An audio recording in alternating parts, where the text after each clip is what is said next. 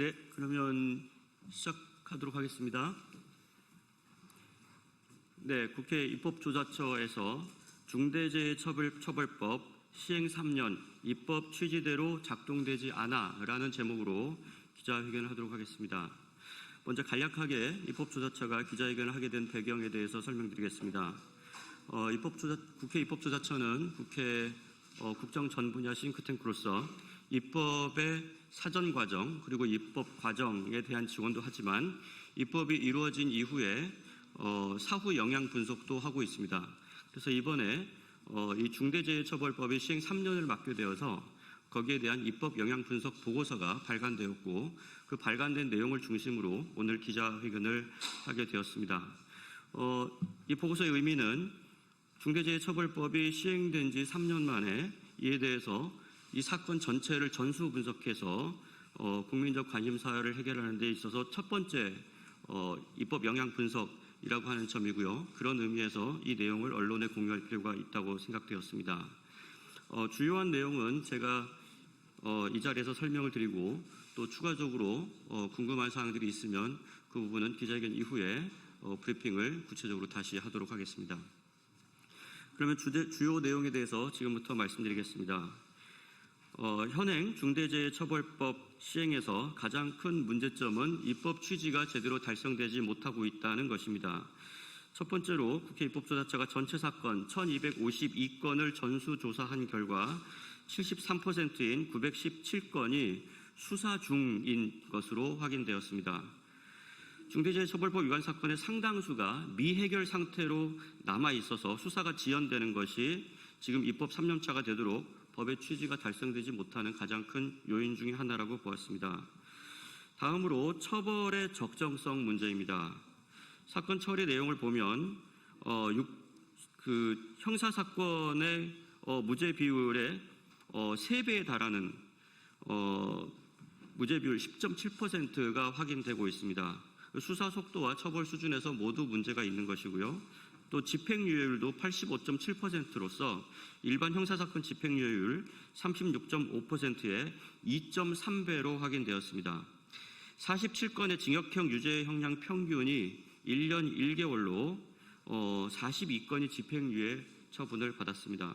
벌금을 보면 50개 법인 벌금의 평균 액수가 1억 1,040만 원인데 20억 원을 받은 이례적인 한 건을 제외하면 평균적으로는 7,280만 원 수준입니다.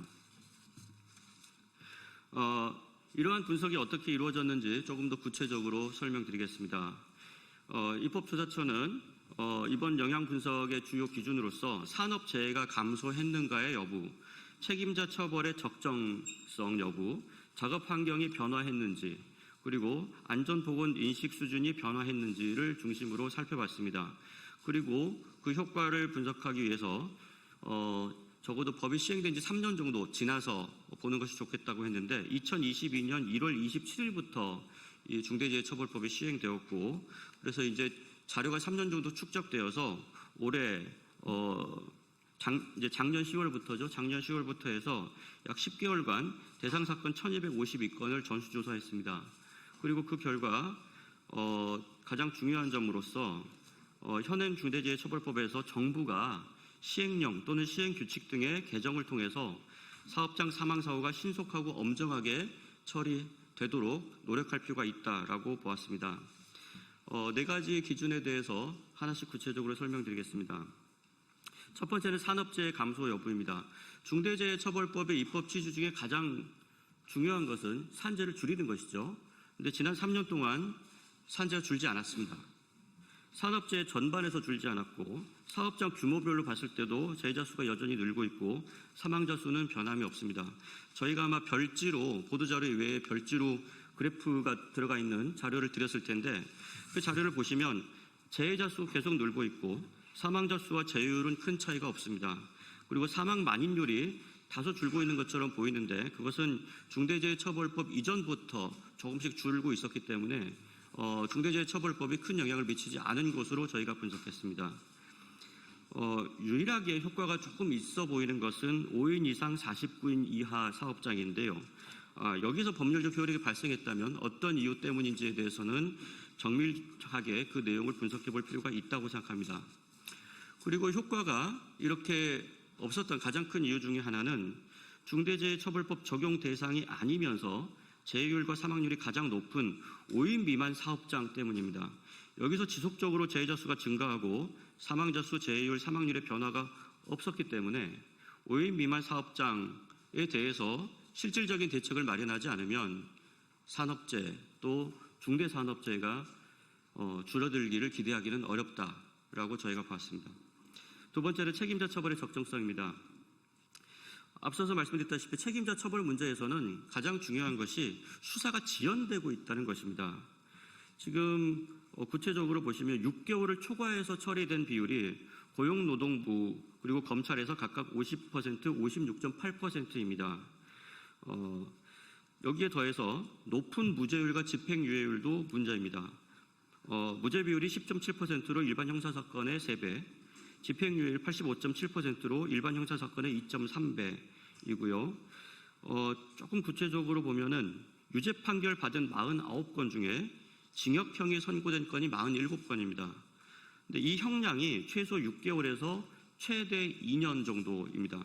평균 1년 1개월인데 중대재해처벌법에서 정하고 있는 한선이 1년 이상입니다. 그러니까 여기에 근접하거나 또 대부분은 미치지 못했다는 이야기입니다. 그래서 중대재해처벌법의 원래 입법 취지, 책임자의 처벌을 강화해서 산재를 줄여보겠다라고 했는데 실제로 이 유죄 판결을 받은 내용들을 보시면 한선에도 미치지 못하는 여러 사법적인 감경 사유들이 거기에 들어가면서 결과적으로는 이 법이 제대로 작동하지 못하고 있다. 판결에서 이렇게 볼 수 있는 것이죠. 그리고 아까 설명드렸지만 20억 원을 부과받은 한 건을 제외하면 벌금의 평균이 7,280만 원입니다. 이 7,280만 원을 받은 이 중대재해처벌법 사건은 2명 이상이 중상을 입거나 또 사망하거나 하는 굉장히 중대한 사건이죠. 그래서 처벌을 강화해서 벌금을 강화해서 법의 실효성을 높이겠다는 것인데 그 벌금이 7,280만 원 정도다라고 한다면 이것이 입법 취지를 달성하는데 충분했다고 볼 수 있느냐는 상당한 의문이 있다고 하겠습니다. 세 번째로 작업 환경의 변화, 안전보건 인식 수준의 변화입니다. 이번 분석에서 확인된 바로는 중대재해처벌법 시행 이후에 새로운 작업 방식이 도입되었다거나 현장에서 체감할 수 있는 수준의 큰 변화는 없었던 것으로 조사됐습니다. 산업 현장에서 건강과 안전에 대해서 새롭게 정보가 제공되었다는 점을 찾아보기가 어려웠고 소음, 진동, 화학 제품 등 물리적 위험에 노출되는 정도에서도 변화가 없는 것으로 나타났습니다. 효과가 조금 있었던 부분은 어떤 부분이냐면 경영자들의 안전보건 인식 변화, 안전보건 관리체계 개선 등인데 하지만 중대재해의 실질적인 배후 요인으로 보이는 노동 강도에서는 거의 변화가 없었고 노동조합이 안전보건 관리에서 능동적인 역할을 하게 되는 변화도 관찰되지 않았습니다. 그래서 이러한 부분들이 전반적으로 중대재해처벌법의 실효적인 작동을 막고 있고 그리고 여러 가지 개선점이 필요하다고 보았습니다.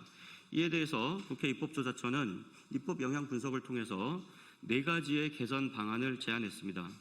첫 번째는 현행 법 규정을 보완할 수 있는 시행령과 관련 규정의 정비입니다. 지금 입법 취지가 제대로 작성되지 않고 있는 것을 입법조사처에서는 법 집행자들의 의지 부족 그리고 그에 따른 규정의 미비에 있다고 보았습니다. 법에서 처벌 기준을 시행령에 상당 부분 위임을 해서 입법을 당시에 했는데 시행령의 규정이 불명확하다는 지적이 계속해서 있었음에도 불구하고 그에 대한 조치가 이행되지 않았습니다. 또 시행 규칙도 존재하지 않습니다. 이런 상황에서 수사 중인 사건이 대거 발생하고 결국은 무죄라든지 집행률이 높은 것도 발생했다고 보고 있고요. 또 하나는 지금 시행 3년이 지났는데 양형 기준도 마련되어 있지 않아서 평균 1년 1개월 벌금 7,200만 원대 수준의 양형이 이루어지고 있는 것이 문제라고 봤습니다. 그래서 이런 부분들이 반드시 개선되어야 입법 취지가 달성될 수 있다는 것입니다. 두 번째는 수사 중인 사건의 비중을 줄여야 합니다. 지금 중대재해처벌법 관련해서 많은 사업장들이 지금 해당이 되고 있는데 왜 그 부분들이 빨리빨리 개선되지 않느냐? 수사가 지연되고 있기 때문입니다. 1252건 전체 사건 중에서 917건이 수사 중입니다. 말 그대로 사건을 그냥 들고 있다는 얘기죠. 예. 그래서 이 부분에 있어서는 수사 역량이 부족한 것이 가장 큰 요인 중에 하나라고 보았습니다. 그래서 수사기관의 전문성을 확보해야 하고, 그래서 지금 당장 900건이 넘어가는 이 수사 중인 사건에 대해서는 조금 비상한 조치가 필요하다고 저희는 봤습니다. 그래서 지금 경찰이 최근에 중대재해수사 전담조직 신설을 검토한 바가 있고요. 하지만 또 현대 중대산업재해 수사의 주축은 고용노동부입니다. 그리고 기소 여부는 최종적으로 검사가 판단하고 있는데, 이 세 기관 등에서 초동 사건이 벌어지면 경찰과 고용노동부 감독관이 거의 같이 출동을 하게 되는데, 그 이후의 상황에서 기소가 이루어질 때까지 협조가 잘 이루어지지 않고 있습니다. 저희가 실제 구체적인 사건을 봤는데도 수사 지휘가 여러 차례 반복된다든지 수사 역량이 미진한 부분들이 많이 확인되었습니다. 그래서 지금 900건이 넘는 이 수사 중인 사건들을 해결하기 위해서는 중대재해합동수사단, 고용부, 경찰, 검찰이 한꺼번에 협력을 하는, 그래서 중대재해합동수사단 같은 것을 한시적으로 운영해서 지금 들고 있는 사건들이라도 빨리 해결을 해야 된다는 겁니다. 그런 것들을 좀 고려해 볼 필요가 있다라는 것이고요. 또 하나는 산업안전보건감독관의 역량을 좀 늘려야 되는데, 양적으로 수를 늘리는 것이 정부에서도 고려되고 있는 것으로 알고 있습니다만, 지금 저희가 이 사건들을 구체적으로 들여다봤을 때는 더 중요한 것은 질적 역량을 강화하는 것입니다. 지금 검찰과 또 그 고용노동부 사이에 과거에 수사 역량을 강화하기 위한 몇 차례의 협의가 이루어진 것을 확인했습니다만, 그 정도 가지고는 이 수사 중인 사건들을 털어낼 수 있을 만큼 수사 역량이 제고되기가 어렵다. 그래서 여기에 대해서 아주 체계적인 수사 역량을 제고할 수 있는 그런 대책이 필요하다라고 봤습니다. 그런 문제 해결에 노력이 있을 때 사건 처리 절차의 표준화, 또 신속한 증거 확보 같은 것이 가능하다고 봤습니다. 세 번째는 형사처벌 이외에도 안전보건 관리 체계가 자율적으로 구축될 수 있도록 하는 시스템을 만드는 것입니다. 산재를 방치하는 것이 경제적으로 이익이 되지 않는다라고 하는 구조를 만들어내야 되는 것입니다. 그래서 그에 대한 대안으로 저희는 인센티브제, 경제적 불이익, 제도적 인프라 지원 방안 같은 것들을 제시했는데요. 조금 더 구체적으로 보면 현재 기업들이 형사처벌에 대해서 만약에 산재가 발생하면, 중대재해처벌법 대상 사건이 발생하면 서류 중심의 형식적인 대응을 한다든지 외부 전문가 자문, 또 법적 대응 등을 통해서 해결하려는 경향을 보이고 있습니다. 그것이 경제적으로 좀 더 이익이라고 판단하고 있는 것이죠. 그래서 이런 부분들을 해결하려면 매출액 이익 연동 벌금제, 재산 비례 벌금제, 사고 이력 가중 벌금제, 이익 환수형 과징금제, 산재 보험에서 차등 보험률제 같은 것들을 적극적으로 적용해야 된다고 생각합니다.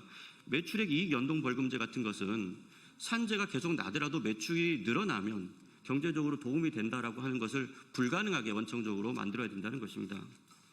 네 번째는 입법 취지에 부합하는 처벌이 이루어질 수 있도록 양형 기준을 빨리 마련하는 것입니다. 지금 산업 현장에서 일하다가 사람이 크게 다치거나 죽어도 평균 7천만 원 초반대의 벌금을 내면 된다라고 하는 것이 과연 중대재해처벌법을 입법한 취지였는가? 그렇게 많은 사회적인 어떤 갈등 요인들을 극복하면서 합의를 이루어냈던 그 결과가 이런 것인가라고 하는 것에 대해서 상당한 의문을 갖게 합니다. 그래서 지금 말씀드린 대로 이런 양형 기준을 명확하게 마련해서 우리가 이 입법을 했던 그 취지가 달성될 수 있도록 법 집행자들이, 특히 행정부와 사법부가 노력을 같이 경주해 주기를 바란다라고 하는 의견을 저희가 제시했습니다.